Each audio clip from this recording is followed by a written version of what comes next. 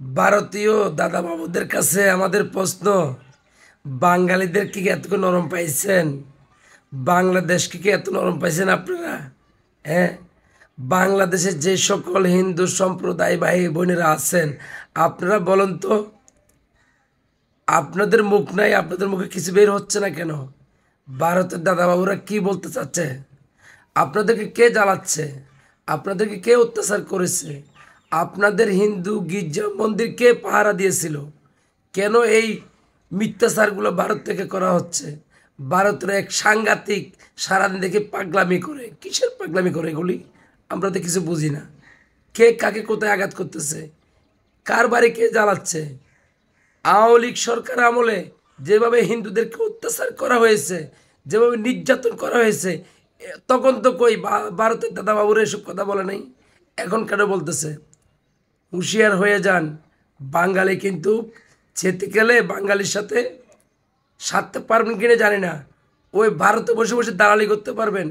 আর এই দেশে যিনি অবৈধভাবে 15-16 বছর প্রধানমন্ত্রী ছিল, তার কাছে আমার প্রশ্ন, আপনি যদি দেশের ভালো চাইতেন তাহলে আজকে কেন আপনি ভারতে গিয়ে এভাবে এই ভারতের দালালদেরকে লাগাই দিচ্ছেন বাংলাদেশের মানুষের বিরুদ্ধে? কেন লাগা দিচ্ছেন? আপনি লক্ষ লক্ষ মানুষের জীবন ধ্বংস করেছেন।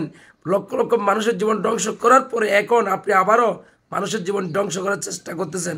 আপনি বাংলাদেশকে ধ্বংস করার চেষ্টা করতেছেন। আপনাকে কে মানবে? আপনার দলের কিছু লোক ছাড়া আর কেউ তো বাংলাদেশে আপনাকে মানে না। কেউ তো আপনাকে বাংলাদেশে চিনতে চায় না।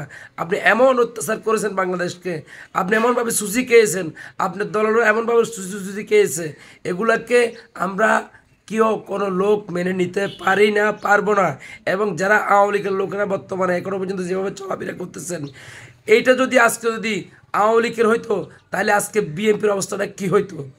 এই বর্তমান সিচুয়েশন যেটা চলতেছে, এটার ভিতরে যেভাবে আওয়ামী লীগ সবার সাথে চলাফেরা করতেছে, ঘুরেফেরা করতেছে, কই বিএনপি তো কই তাদেরকে আঘাত করতেছে না। আজকে কেন আপনারা এগুলো বলতেছেন? কেন আপনারা আজকে ভারতের পক্ষে গিয়ে দালালি করতেছেন?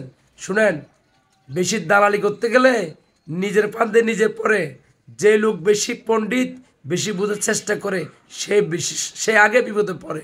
এজন্য বললাম, ভারতের দালালি যারা করতেছেন তারা বাংলাদেশে থাকার কোনো অধিকার নাই। ভারতে চলে যান, বাংলাদেশে থাকবেন না। আর বাংলাদেশ নিয়ে যদি নাক গলানো যদি আবারও যদি হয়, অবশ্যই বাংলাদেশের নাগরিকেরা প্রতিবাদ করে তুলবে।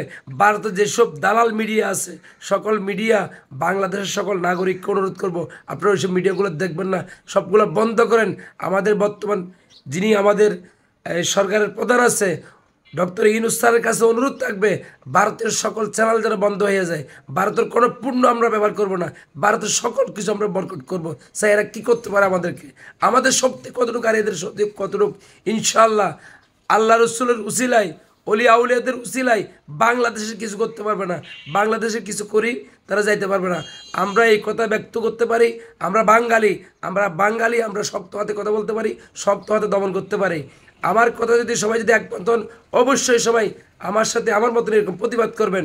এই বলে শেষ করলাম। আসসালামু আলাইকুম।